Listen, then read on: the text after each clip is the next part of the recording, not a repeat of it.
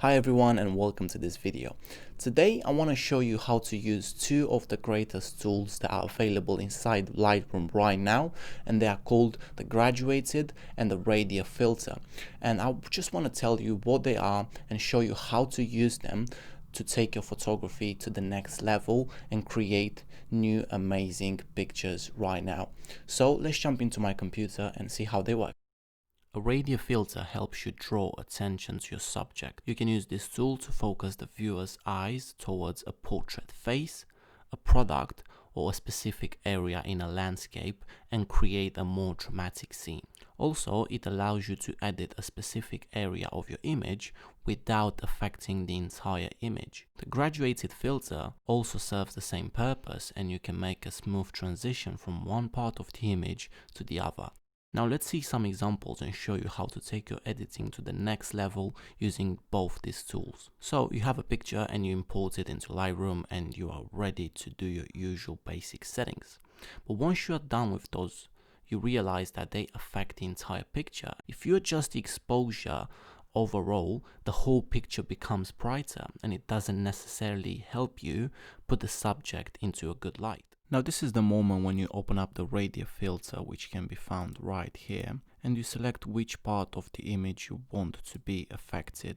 You select the subject and draw this loop around it so that Lightroom knows what to focus on. And now there are two options here. You can either edit just the selected subject or everything else but the subject by clicking on this button called invert.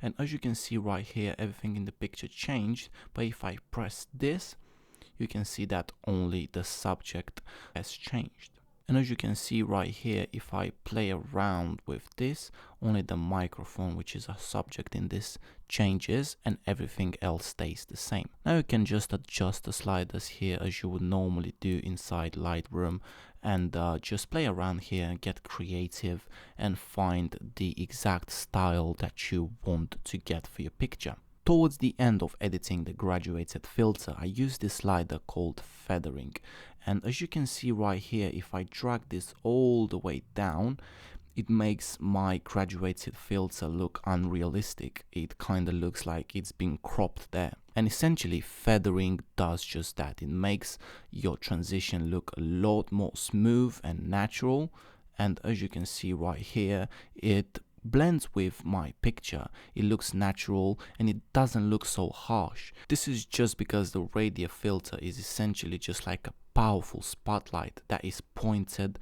towards your subject. So always use feathering to make your transition more subtle and help the filter blend in with the rest of your picture. Now let me show you how to use the sister of the Radial filter, which is the graduated filter.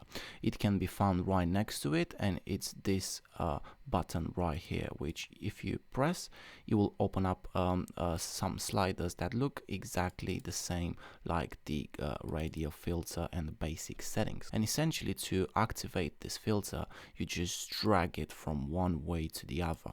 I can move this however I want, and let's say that I want to increase the exposure here so that it gets darker in one place.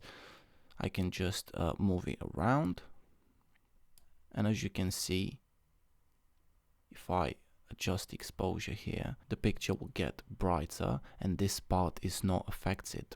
You can use this tool to essentially draw attention to your subject the same way that you can use the Radial filter to get some focus from your viewer's eyes. So let's say that I actually want to increase the exposure here a little more, and I want to add another one, and this one decreases the exposure here. I can essentially just do this.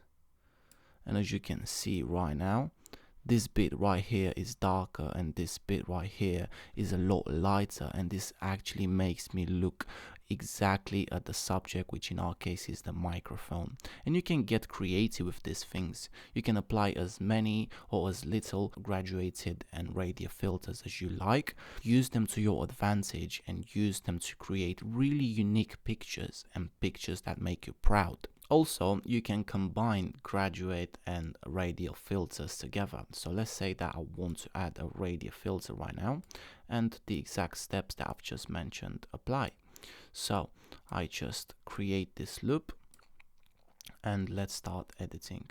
Okay, and as you can see, I need to invert this so it doesn't affect the background but only my subject, which is the microphone right here. And let's say that I want to add some different color just in the middle, just to draw some more attention. I can essentially just do this, okay, and increase the exposure a little bit more, and the saturation of my colors. And as you can see right now, I've just created something really and completely unique. Thank you so much for watching this video. I hope it helped you to understand these two filters even more. See you in the next video.